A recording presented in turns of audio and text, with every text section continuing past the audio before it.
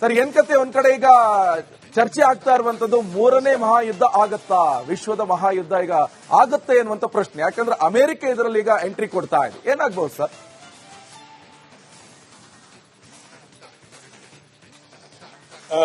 ಈಗ ಸದ್ಯಕ್ಕೆ ನೋಡಿ, ಅಮೆರಿಕ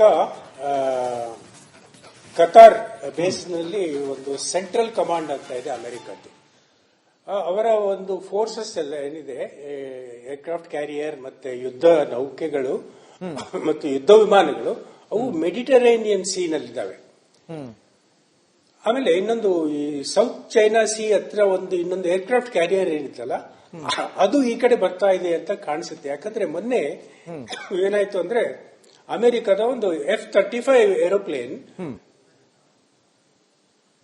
ತಿರುವನಂತಪುರದಲ್ಲಿ ಬಂದು ಇಳಿತು. ಅಂದ್ರೆ ನಾವೇ ಇಳಿಸಿದ್ವಿ, ಯಾಕಂದ್ರೆ ಅದೊಂದಿಷ್ಟು it was flying over Indian Ocean and it entered Indian air space, ಅಂದ್ರೆ ಏರ್ ಡಿಫೆನ್ಸ್ ಐಡೆಂಟಿಟಿ ಝೋನ್ ಅಂತ ಕರಿತೀವಿ, ಅಂದ್ರೆ ADIZ. ಅದನ್ನ ಎಂಟರ್ ಆದ ಕೂಡಲೇ ನಮ್ಮ ಆಕಾಶ್ ತೀರ್ ಈ ರಡಾರ್ ಏನಿದೆ ಅದನ್ನ ಟ್ರ್ಯಾಕ್ ಮಾಡ್ತು. ಇವರು ಅಮೆರಿಕದ ಸುಮ್ಮನೆ ಬೊಗಳೆ ಕೊಚ್ಕೊಳ್ತಾರೆ, ಇದು ಸ್ಟೆಲ್ತ್ ಏರ್ಕ್ರಾಫ್ಟ್, ರಡಾರ್ ಕಣ್ಣಿಗೆ ಕಾಣಿಸಲ್ಲ ಅಂತ ಹೇಳಿ. ಆರಾಮಾಗಿ ನಮ್ಮ ರಡಾರ್ ಕಣ್ಣಿಗೆ ಕಾಣಿಸ್ತು.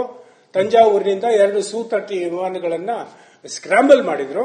ಇವು ಈ F-35 ವಿಮಾನವನ್ನ ಎಸ್ಕಾರ್ಟ್ ಮಾಡ್ಕೊಂಡು ಬಂದು ತಿರುವನಂತಪುರದಲ್ಲಿ ಇಳಿಸಿದ್ರು. ಆಮೇಲೆ ಅಫ್ಕೋರ್ಸ್ ಪ್ರೊಸೀಜರ್ಗಳನ್ನೆಲ್ಲ ಮಾಡಿಬಿಟ್ಟು ಅವರಿಗೆ ಇಂಧನ ತುಂಬಿಸಿ ಹೋದ್ರು. ಅಂದ್ರೆ ಈ ಅಮೆರಿಕದ ನೌಕಾ ಇದು ಏರ್ಕ್ರಾಫ್ಟ್ ಕ್ಯಾರಿಯರ್ ಏನಿದೆ ಇಲ್ಲೇ ಹತ್ತಿರದಲ್ಲೇ ಇದೆ. ಸೊ ಇದು slowly will start moving towards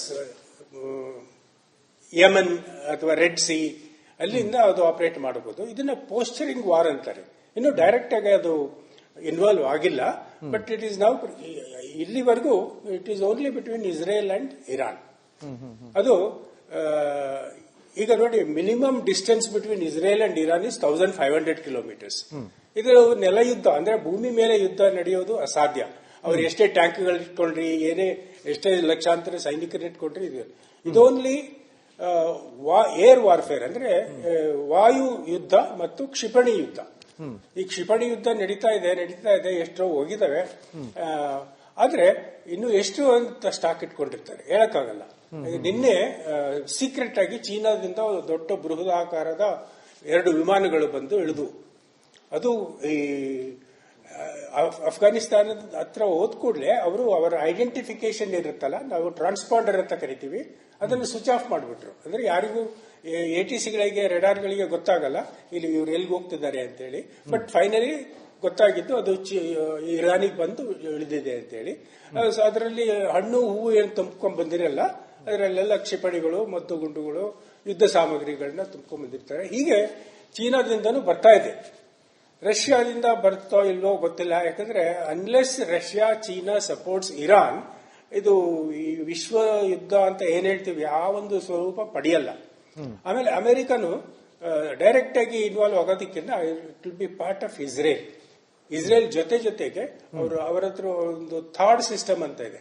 ಈಗ ಇವರ ಹತ್ರ ಇಸ್ರೇಲ್ನಲ್ಲಿ ವಾಯು ರಕ್ಷಣೆಗೆ ಏನಿದೆ, ಆ ಕಡೆಯಿಂದ ಮಿಸೈಲ್ಗಳು ಬರ್ತಾವಲ್ಲ ಇರಾನ್ನಿಂದ, ಡೇವಿಡ್ ಸ್ಲಿಂಗ್ ಅಂತ ಒಂದು ವ್ಯವಸ್ಥೆ ಇದೆ.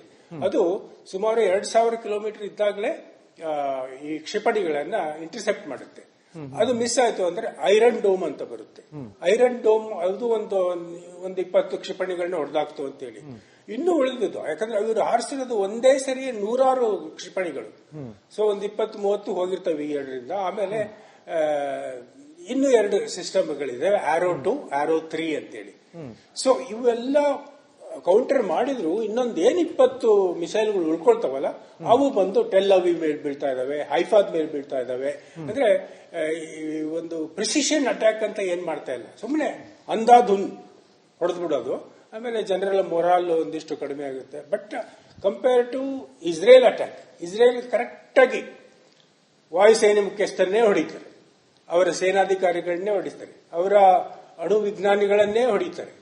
ಇನ್ನು ಉಳಿದಿರೋದು ಟಾರ್ಗೆಟ್ ಅಂದ್ರೆ ಅವನ ಐಲು ಸರ್ವಾಧಿಕಾರಿ ಇದ್ದಾನಲ್ಲ, ಅವನ್ನ ಸದ್ಯಕ್ಕೆ ಹೊಡಿಬೇಡಿ ಅಂತ ಟ್ರಂಪ್ ಹೇಳಿರೋ ಒಂದು ಇಂಡಿಕೇಶನ್ ಕಾಣ್ತಾ ಇದೆ.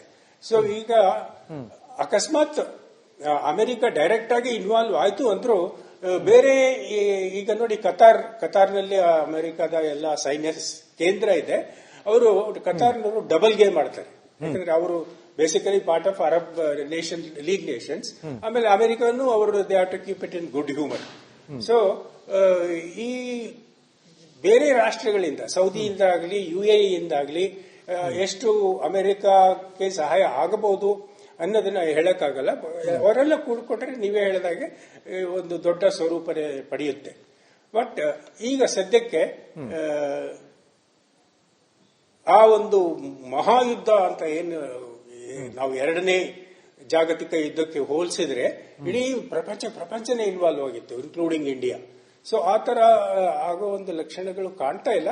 ನೋಡ್ಬೇಕು, it is a developing situation. Sir, ಇನ್ನೊಂದು ಬಹಳ ಇಂಪಾರ್ಟೆಂಟ್ ವಿಚಾರ ಅಂತ ಹೇಳಿದ್ರೆ, ಈಗ ಕ್ರೂಡ್ ಆಯಿಲ್ ವಿಚಾರಕ್ಕೆ ಸಂಬಂಧಪಟ್ಟಂತೆ ಭಾರತ ಎಷ್ಟು ಮಟ್ಟಿಗೆ ಡಿಪೆಂಡೆನ್ಸಿ ಆಗಿದೆ, ಅಷ್ಟೊಂದು ಡಿಪೆಂಡೆನ್ಸಿ ಆಗುವಂತ ಅವಶ್ಯಕತೆ ಇದೆಯೇ ಈಗ ಪ್ರಸ್ತುತ ವಿದ್ಯಮಾನದಲ್ಲಿ? ಜೊತೆಗೆ ಇನ್ ಕೇಸ್ ಅಲ್ಪಾವಧಿ ಯುದ್ಧ ಆದ್ರೆ ಓಕೆ ಫೈನ್, ಆದ್ರೆ ದೀರ್ಘಾವಧಿ ಯುದ್ಧ ಆದಂತ ಸಂದರ್ಭದಲ್ಲಿ ಎಷ್ಟು ಮಟ್ಟಿಗೆ ಎಫೆಕ್ಟ್ ಆಗುತ್ತೆ ಭಾರತಕ್ಕೆ ಅಂತ? ಹೌದು, ಇದು ಖಂಡಿತ ಎಫೆಕ್ಟ್ ಆಗುತ್ತೆ. ಬಟ್ ಇಲ್ಲೇ ನೋಡಿ, ರಾಜಕೀಯ ನಾಯಕತ್ವದ ಒಂದು ಸಮರ್ಥನೆ ಹೇಗಿರುತ್ತೆ ಅಂದ್ರೆ, ನಾವು ಈಗಾಗಲೇ 6 ತಿಂಗಳ ಹಿಂದೆ ರಷ್ಯಾದಿಂದ ಇನ್ನೊಂದು ರೂಟ್ ಕಂಡುಹಿಡಿದ್ವಿ. ಅಂದ್ರೆ ಅದನ್ನ ಪ್ರಾಯೋಗಿಕವಾಗಿ ಅದರ ಬಳಸೋಕೆ ಶುರು ಮಾಡಿ.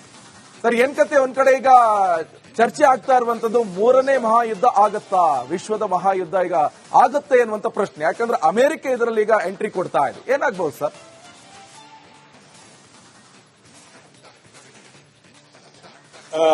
ಈಗ ಸದ್ಯಕ್ಕೆ ನೋಡಿ, ಅಮೆರಿಕ ಕತಾರ್ ಬೇಸ್ನಲ್ಲಿ ಒಂದು ಸೆಂಟ್ರಲ್ ಕಮಾಂಡ್ ಅಂತ ಇದೆ ಅಮೆರಿಕದ್ದು. ಅವರ ಒಂದು ಫೋರ್ಸಸ್ ಎಲ್ಲ ಏನಿದೆ, ಏರ್ಕ್ರಾಫ್ಟ್ ಕ್ಯಾರಿಯರ್ ಮತ್ತೆ ಯುದ್ಧ ನೌಕೆಗಳು ಮತ್ತು ಯುದ್ಧ ವಿಮಾನಗಳು, ಅವು Mediterranean ಸೀನಲ್ಲಿದ್ದಾವೆ.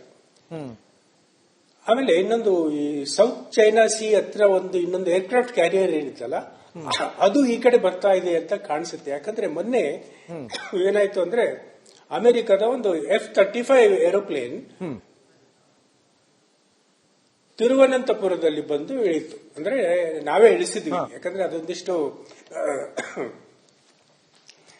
It was flying over Indian Ocean and it entered Indian air space. ಅಂದ್ರೆ ಏರ್ ಡಿಫೆನ್ಸ್ ಐಡೆಂಟಿಟಿ ಝೋನ್ ಅಂತ ಕರಿತೀವಿ, ಅಂದ್ರೆ ADIZ. ಅದನ್ನ ಎಂಟರ್ ಆದ ಕೂಡಲೇ ನಮ್ಮ ಆಕಾಶ್ ತೀರ್ ಈ ರಡಾರ್ ಏನಿದೆ ಅದನ್ನ ಟ್ರ್ಯಾಕ್ ಮಾಡ್ತು. ಇವರು ಅಮೆರಿಕದಲ್ಲಿ ಸುಮ್ಮನೆ ಬುಗಳೆ ಕೊಚ್ಕೊಳ್ತಾರೆ, ಇದು ಸ್ಟೆಲ್ತ್ ಏರ್ಕ್ರಾಫ್ಟ್, ರಡಾರ್ ಕಣ್ಣಿಗೆ ಕಾಣಿಸಲ್ಲ ಅಂತ ಹೇಳಿ. ಆರಾಮಾಗಿ ನಮ್ಮ ರಡಾರ್ ಕಣ್ಣಿಗೆ ಕಾಣಿಸ್ತು. ತಂಜಾವೂರಿನಿಂದ 2 Su-30 ವಿಮಾನಗಳನ್ನ ಸ್ಕ್ರಾಂಬಲ್ ಮಾಡಿದ್ರು. ಇವು ಈ F-35 ವಿಮಾನವನ್ನ ಎಸ್ಕಾರ್ಟ್ ಮಾಡ್ಕೊಂಡು ಬಂದು ತಿರುವನಂತಪುರದಲ್ಲಿ ಇಳಿಸಿದ್ರು. ಆಮೇಲೆ ಅಫ್ಕೋರ್ಸ್ ಪ್ರೊಸೀಜರ್ಗಳನ್ನೆಲ್ಲ ಮಾಡಿಬಿಟ್ಟು ಅವರಿಗೆ ಇಂಧನ ತುಂಬಿಸಿ ಹೋದ್ರು. ಅಂದ್ರೆ ಈ ಅಮೆರಿಕದ ನೌಕಾ ಇದು ಏರ್ಕ್ರಾಫ್ಟ್ ಕ್ಯಾರಿಯರ್ ಏನಿದೆ ಇಲ್ಲೇ ಹತ್ತಿರದಲ್ಲೇ ಇದೆ. ಸೊ ಇದು slowly will start moving towards Yaman ಅಥವಾ ರೆಡ್ ಸಿ, ಅಲ್ಲಿಂದ ಅದು ಆಪರೇಟ್ ಮಾಡಬಹುದು. ಇದನ್ನ ಪೋಸ್ಚರಿಂಗ್ ವಾರ್ ಅಂತಾರೆ. ಇನ್ನು ಡೈರೆಕ್ಟ್ ಆಗಿ ಅದು ಇನ್ವಾಲ್ವ್ ಆಗಿಲ್ಲ. ಬಟ್ ಇಟ್ ಈಸ್ ನೌ, ಇಲ್ಲಿವರೆಗೂ it is only between Israel and Iran. ಅದು ಈಗ ನೋಡಿ, minimum distance between Israel and Iran is 1500 kilometres. ಇದು ನೆಲ ಯುದ್ಧ, ಅಂದ್ರೆ ಭೂಮಿ ಮೇಲೆ ಯುದ್ಧ ನಡೆಯೋದು ಅಸಾಧ್ಯ.